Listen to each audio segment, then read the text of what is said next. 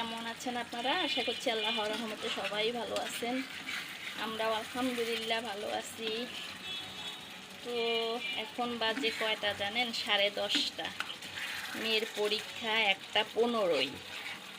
মেয়েকে নিয়ে যাব, তাড়াতাড়ি রান্না করছি।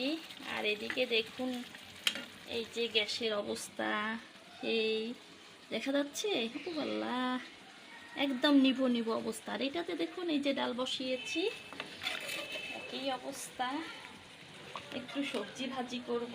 এই যে বেগুন, কালো বেগুন, লম্বা বেগুন, গোল বেগুন, ফুলকপি, আর এই যে দেখুন লাল মানে বেগুনি কালার শালগম, সব মিলিয়ে একটা সবজি রান্না করব। তো গ্যাস নাই, কি করার। এদিকে বেগুন ভেজে রেখেছি, কালো হয়ে গেছে। গ্যাস বাড়ে আবার কমে, আবার বাড়ে আবার কমে।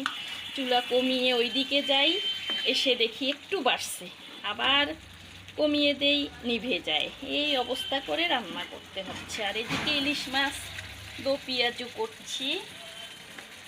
তো এটা দিয়ে আলহামদুলিল্লাহ দুপুরে খাবো, রান্না করে ধুয়ে মেখে নিয়ে যাব। তো বন্ধুরা, আমার সাথে থাকবেন, পাশে থাকবেন। আল্লাহ হাফেজ, আসসালামু আলাইকুম।